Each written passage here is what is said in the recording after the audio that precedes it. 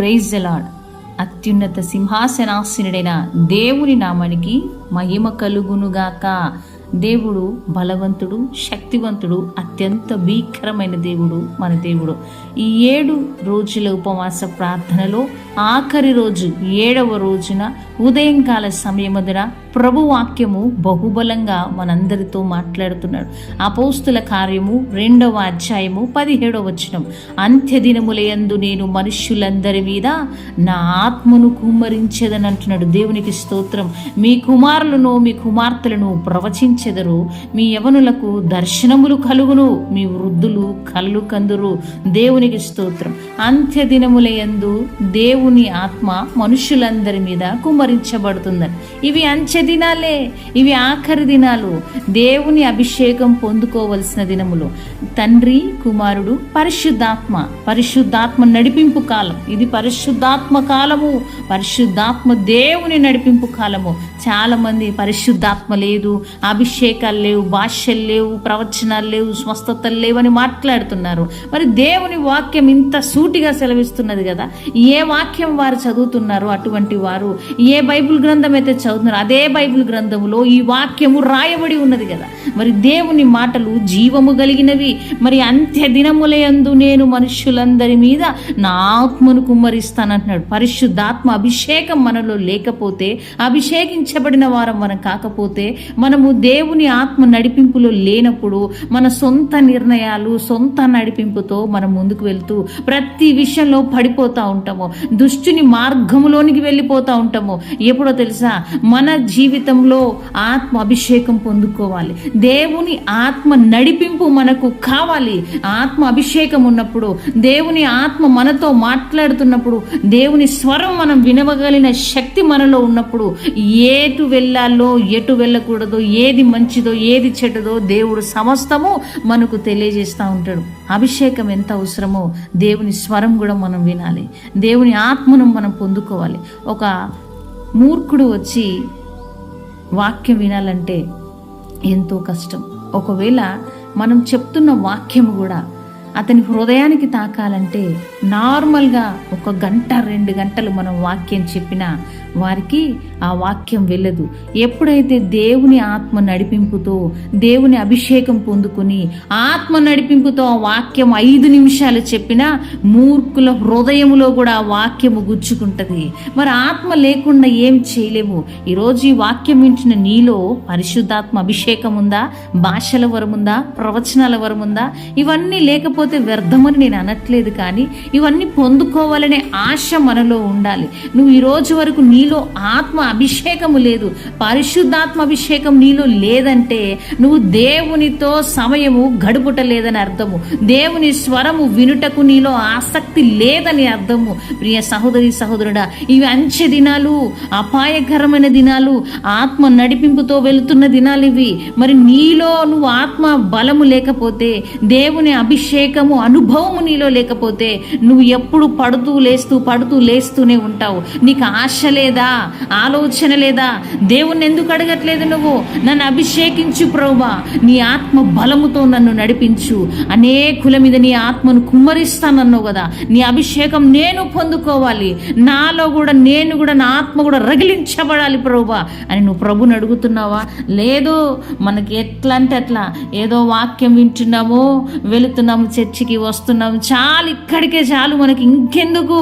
వాక్యం ఉంది కదా, చాలు, వాక్యం ఉంది. కానీ చెప్తున్న వాక్యము ఆత్మ బలముతో వింటేనే, ఆత్మ అభిషేకముతో చెప్తేనే తప్ప నీ హృదయములో గుచ్చుకోదు. ఆత్మ అనంటింగ్ లేకుండా ఏ కార్యము కూడా మనము చేయలేము. అభిషేకం పొందుకుంటే తప్ప ఏదైనా కూడా మనకు సాధ్యమే.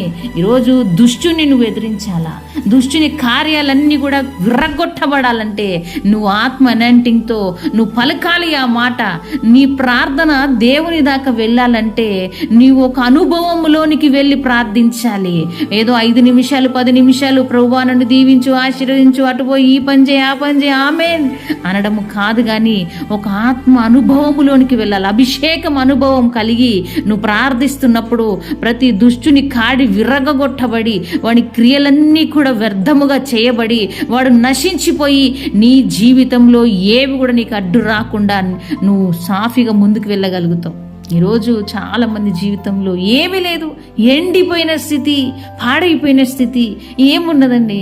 ఏదో చర్చికి వెళ్తున్నాం, మన జీవితంలో క్రైస్తవులుగా పుట్టినామంటే చాలు, దేవుని నామం మహిమ అంటారు. కార్యాలు జరుగుతున్నాయి, ఉద్యోగాలు ఉన్నాయి, ధనం ఉంది, ఎందుకు ఇంకా మనకి ఏ అనాయింటింగ్లకి మనకు అనవసరం కదా.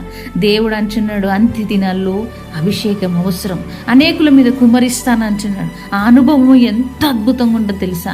ఆ అనుభవంలోనికి వెళితే గనక ఇక రుచి చూచి ఎరిగితే దేవుణ్ణి గనక నువ్వు ఎన్నడూ కూడా విడిచిపెట్టి వెళ్ళవు. నీ జీవితంలో అనుభవం వద్దా సహోదరి సహోదరుడా? ఎందుకో అనుభవం నీలో లేదు. సంవత్సరాలు ఏంది నువ్వు దేవుని నమ్ముకొని బాప్తిసం తీసుకొని, ఎన్నో సంవత్సరాల నుంచి నువ్వు దేవుని బిడ్డగా ఉన్నావు, ఎన్నో ఏళ్ళ నుంచి ఉపవాసాలు ఉంటున్నావు, ప్రార్థన చేస్తున్నావు. ఒక్కసారన్నా భాషలతో ప్రార్థించాలని ఆశ లేదా? అభిషేకం పొందుకోవాలని ఆశ నీలో ఎందుకు లేదు? ఎన్ని రోజులు నీ ఆత్మను చల్లార్చబడి చతికిలబడి ఉంచుతావు? నీ ఆత్మ నువ్వు జీవముతో రగిలించబడుతున్నప్పుడు, దేవుని అభిషేకం నీలో దిగినప్పుడు, నువ్వు అనేకుల కొరకు ప్రార్థిస్తున్నప్పుడు వారి జీవితంలో కార్యాలు జరుగుతాయి. నువ్వు ఎక్కడ ఏవి దుష్టుని కాడి విరగ్గొట్టాలని నువ్వు ప్రార్థిస్తున్నప్పుడు ఆ కాడి విరగ్గొట్టబడుతుంది. నువ్వు దేవుని అభిషేకం నీ మీద కుమ్మరించబడి నీ ఆత్మను మండించబడుతున్నప్పుడు నువ్వు దేవునిలో అద్భుతంగా ముందుకు వెళ్తావు. నువ్వు పలుకుతున్న ప్రతి మాట కూడా బ్లెస్సెడ్గా ఉంటుంది. మనలో అభిషేకం లేనప్పుడు, మన ఆత్మ చల్లారిపోయినప్పుడు ఎంతమంది కోసం ఎన్ని వందల సార్లు ప్రార్థన చేసినా ఏ కార్యం ఎందుకు జరగట్లేదు? ఈరోజు నీ జీవితంలో ఎందుకు కార్యం జరగట్లేదు సహోదరి? ఒక్కసారి ప్రశ్నించుకో. ఎందుకంటే గంటలు ప్రార్థన చేస్తున్నావేమో, కానీ ఆత్మబలముతో అభిషేకముతో ప్రార్థించాలా. ఆ ప్రార్థన అనుభవం నీలో ఉండాలా. ఈ అంచె దినాల్లో నీ ఆత్మ మండించబడాలా. నువ్వు మండుతూ నీ ద్వారా అనేకులను మండించాలా. అటువంటి అభిషేకం ప్రభు మనందరి మీద కుమ్మరించునుగాక. ఆమేన్. తండ్రి, నీకు స్తోత్రములు చెల్లిస్తున్నాం ప్రభువా. నీ మహోన్నతమైన కృపను బట్టి నీకు స్తోత్రములు తండ్రి.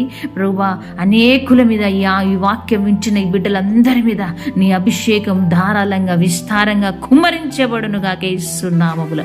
తండ్రి, బిడ్డల్ని మండించు, వీరి ద్వారా అనేకులను మండించు ప్రభువా. నీ కృపలో వర్ధిల్లింప చేసి ఈ బిడ్డల్ని బ్లెస్డ్గా ఉంచమని యేసునామములో అడుగుచున్నాం తండ్రి.